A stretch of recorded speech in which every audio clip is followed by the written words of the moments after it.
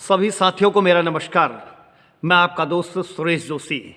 निरंतर ही आपकी ऊर्जा को बढ़ाने के लिए, आपके अंदर वो विश्वास पैदा करने के लिए, आपकी उम्मीदों को पंख देने के लिए, आपके लक्ष्य को आसान बनाने के लिए मैं निरंतर आपके साथ निरंतर जुड़ा रहूँगा। आज साथियों, वर्ष 2024 लगभग जाने की कगार पर है और वर्ष 2025 आने के निकटतम है। हम सभी के सामने लगभग आ ही चुका है। 1 और 2 दिन के अंतराल के पश्चात ये वर्ष चला जाएगा और नया वर्ष आ जाएगा। एक कहानी के माध्यम से हम अपने जीवन की ओर को दिशा देंगे, झांकेंगे और समझेंगे कि ईश्वर की नज़र हम सभी पर है। और इस कहानी के माध्यम से मैं आप सभी को बताना चाहूँगा कि उस परमात्मा की नज़र, जिसके हम सब संतानें हैं, उस ईश्वर की नज़र हम पर कैसे है और निरंतर वह परमात्मा, वह ईश्वर हम पर कैसे नज़र बनाए हुए हो। साथियों, मैं पुनः निरंतर, जैसा मैं पहले भी कहता आया हूँ, कि निरंतर हम अपने कर्मों को सदा विश्वसनीयता के साथ, विश्वास के साथ, सत्य की राह पर, सच के आधार पर पूरे विश्वास के साथ निरंतर आगे बढ़ाने के लिए संकल्पित रहें। साथियों, दिन भर में एक भी हमने कार्य किया, हम ये समझ रहे हैं कि हमें एक कार्य हमने ईमानदारी से किया। अगर हमने दिन भर में पूरे 50 कार्य करने हैं, पूरे 100 कार्य करने हैं, पूरे 150 कार्य करने हैं, तो हर कार्य में हम ईमानदारी बरतें। और कहीं ना कहीं जब तक हम ये नहीं जानेंगे नहीं, ये समझेंगे नहीं कि हर कार्य हमारा पूरा ईमानदारी की ओर को आगे एक दूरदृष्टि सोच के साथ जुड़ा हुआ होना चाहिए निरंतर साथियों। अन्यथा हमारे वह कार्य करने का कोई भी फ़ायदा नहीं। जिस प्रकार से दूध को जब हम जमाते हैं, जमाने के पश्चात जब हम दही जमाते हैं, तो दही असल में तब मायने रहता है जब दही सही जमे। दही एक हिसाब से एक साइड से कटिंग करेंगे तो कटते हुए दूसरा दही स्वयं उस जगह पर स्थित रहे। तो साथियों, कहने का तात्पर्य यह है कि अगर हम दूध जमाने के पश्चात अगर हमने हिलाना शुरू करा, उसको अप डाउन हिलाना शुरू करा, तो दही जमेगा नहीं।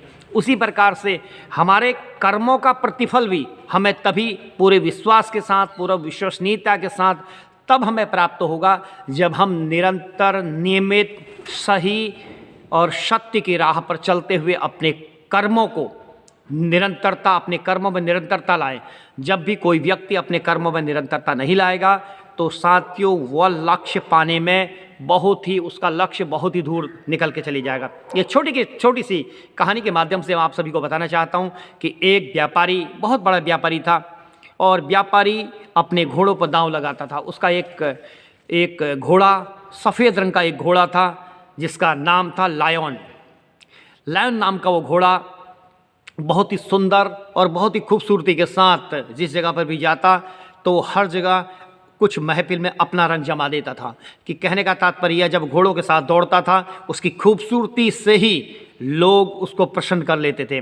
साथियों, निरंतर वह घोड़ा लगातार हर रेस को जीतता जा रहा था और जीतते जीतते अब क्या हुआ कि वर्ष नज़दीक आते रहा और उसकी एक डेट निकली। डेट निकलने पर जिस समय घोड़ों की एक रेस होनी थी, व्यापारी द्वारा कहने के अनुसार व्यापारी ने अपने घोड़े को सजने संवरने के लिए, उसकी कटिंग करने के लिए, उसके बालों की कटिंग करने के लिए, उसे बढ़िया बनाने के लिए और भी खूबसूरत बनाने के लिए उसको एक जो घोड़े की कटिंग करने के लिए बालबर, क्योंकि ये वाले नाई अलग और वाले नाई अलग, तो एक बढ़िया बालबर को खोज करके बुलवाया। और बालबर को खोज करके बुलाया तो बालबर से कहना था कि आप इसकी बढ़िया तरीके से कटिंग करेंगे, और कटिंग करने के पश्चात इसमें जिस प्रकार भी जो भी आपको आँखों से, नैन नक्श से और भी कुछ बेहतर अगर इसे लग रहा है तो उसको आप इसकी कटिंग कर करके और उसको डेकोरेट कर करके आप जाएंगे।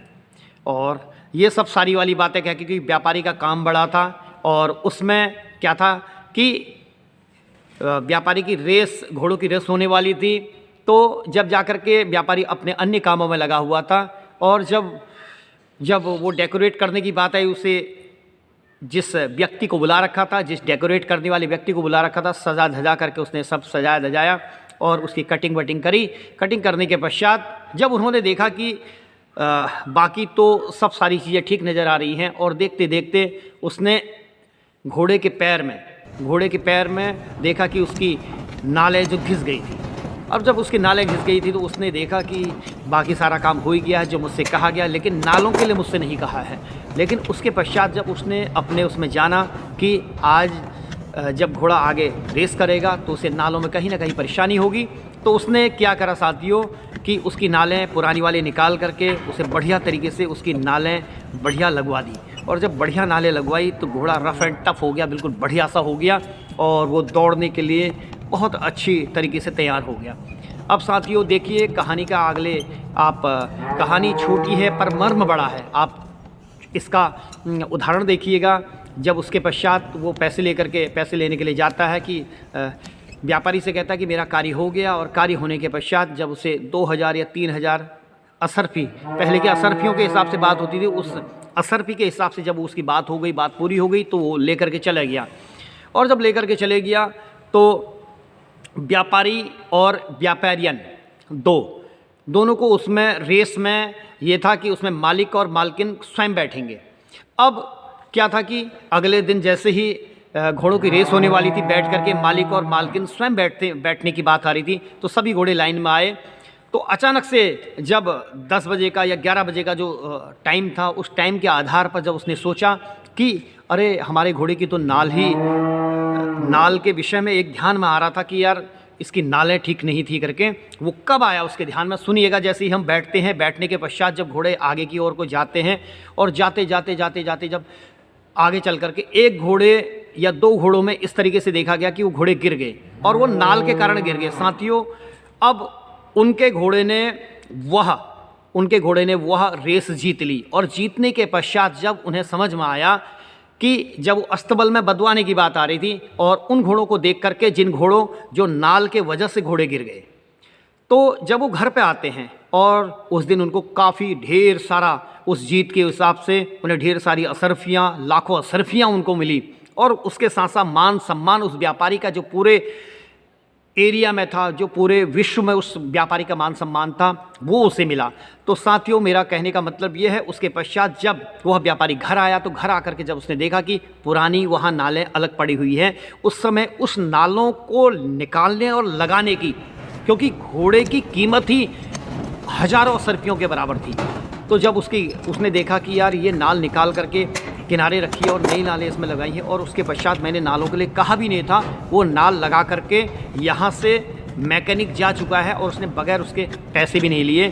तो उसके पश्चात उस व्यापारी ने उसे उसके नाम पर पैसा डाल दिया, क्योंकि जिस जगह वो मैकेनिक पहुंचा हुआ था, उस मैकेनिक के पास पैसा पहुंचा, तो तुरंत दूसरे दिन वो वहाँ से रवाना होकर के वहाँ आया व्यापारी के पास। व्यापारी से कहने लगा, साहब मैं तो अपनी मजदूरी जो मैं वो ले गया था, लेकिन आपने मुझे इतनी असरफियाँ क्यों दी, इतना पैसा मुझे क्यों दिया बाकी।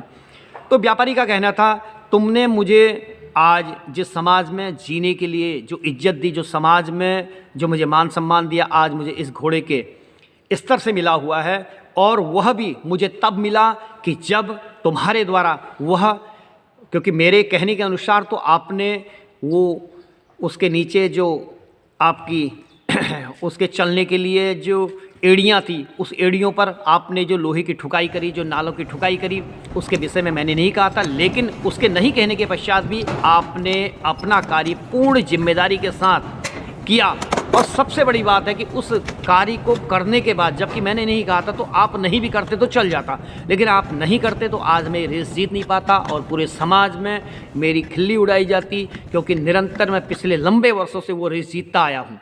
तो साथियों, कोई भी व्यक्ति अपनी पूरे कार्य को ईमानदारी से करे तो उस पर उस ईश्वर की नज़र रहती है। तो मेरा आज पुनः आपसे यही कहना है कि वर्ष 2024 जा रहा है, वर्ष 2025 आ रहा है, हम अपना कार्य पूरा ईमानदारी और नैतिकता से साथ करें तो ईश्वर की नज़र हम पर रहती है और निरंतर रहेगी, क्योंकि गलत कार्यों के ऊपर भी ईश्वर की नज़र रहती है और अच्छे कार्यों के ऊपर भी नज़र रहती है। भगवान कृष्ण कहते हैं कि कर्म करे जा, फल की इच्छा न कर। हमेशा उसी दोहे को, उसी संदेश को, उसी लकीर को, उसी पंक्ति को हमें याद करते हुए रहना।